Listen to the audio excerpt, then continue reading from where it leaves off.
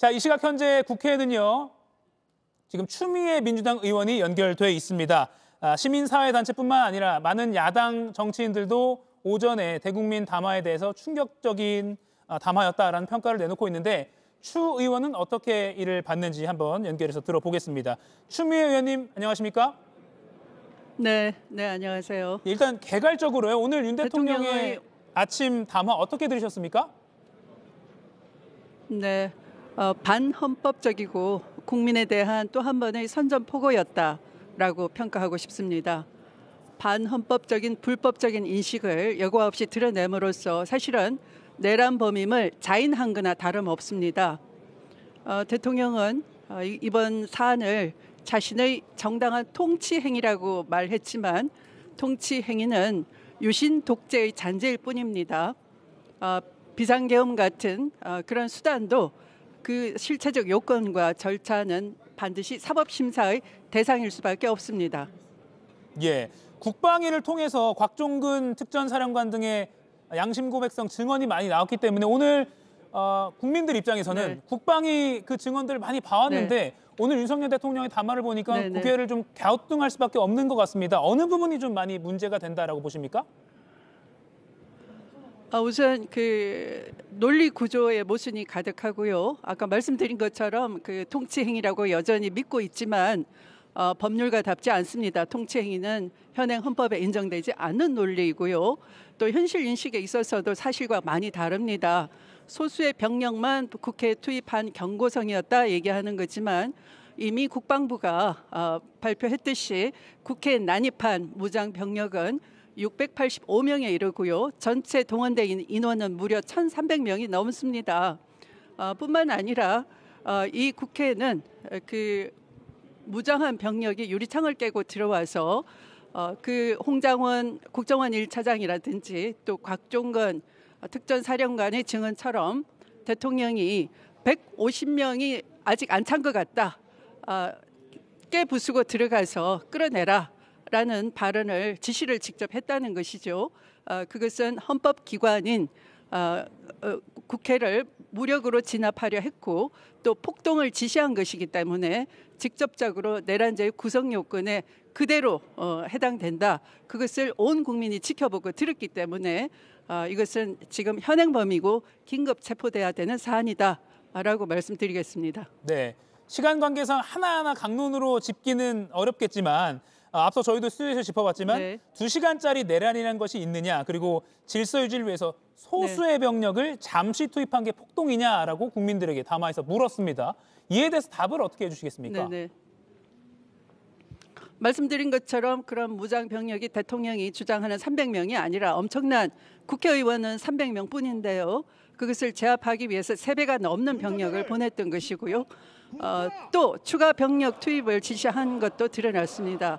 국회가 계엄 해제를 결정한 것은 1시 조금 넘는 시각이었는데요. 대통령은 새벽 3시 반까지 합참 그 지휘 통제실에 머무르면서 직접 그 부대 이동을 부대를 빼라고 하지 않고요. 그대로 주둔시켰기 때문에 대통령은 아마도 2차 계엄 가능성까지도 현장에서 일일이 상황을 타진하고 있었지 않나 싶습니다. 예, 이 부분은 그 수사를 통해서 명백히 더 밝혀져야 될 것입니다. 예, 내용을 보면 민주당에 대해서 또 야당에 대해서 굉장히 적대적으로 공격적인 표현을 썼는데 그리고 국민들에게 탄핵을 하든 수사를 하든 끝까지 싸우겠다라고까지 말을 했습니다. 약간 호전적이다라는 그런 평가까지 나오는데 지금 이 시점에서 윤 대통령은 왜 이런 대국민 담화를 내놓았다고 평가하십니까? 아마도 2분짜리 그 불가피성을 지난번 발표하고 난 뒤에 아마 비분관계했던 것 같습니다. 그러니까 이 부분은 한동훈 국민의힘 대표가 책임져야 될 것 같은데요. 지난번 탄핵을 가결시키지 않고 철수를 하는 바람에 오히려 그 정당성을 강변하기 위해서 정말 이렇게 정신 나간 발언을 또 길게 장황하게 늘어놨지만 어느 국민도 설득되는 국민은 없을 것 같고요. 대통령이 오히려 거꾸로 2차 새벽까지 머물면서 지휘 통제실에 머물면서 2차 계엄 시도를 일찍이 한 정황이 드러나고 있기 때문에 지금 그 자리에 머문다면 오늘처럼 이런 대국민 선전포고를 계속할 것이고요.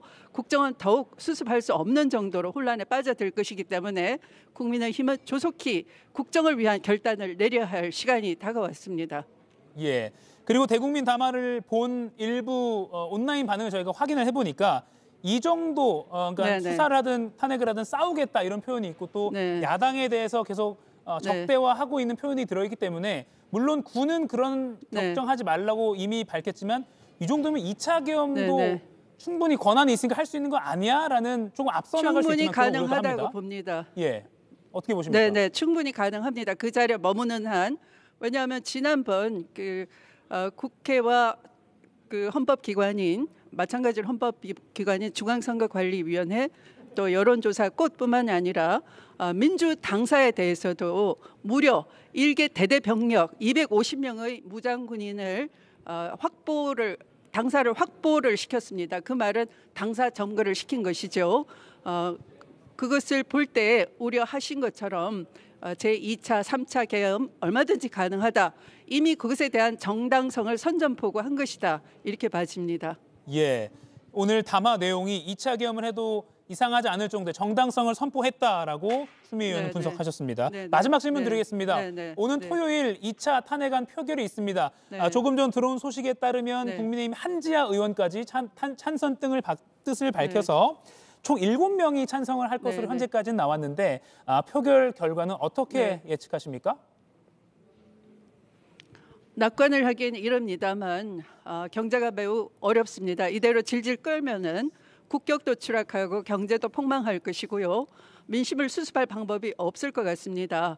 최소한도 국회의원으로서의 양심뿐만 아니라 나라를 위한다는 민생을 챙긴다는 그런 책무감에서 국민의힘 의원들께서 결단을 해 주셔야 될 시간입니다. 부탁드립니다. 호소드립니다.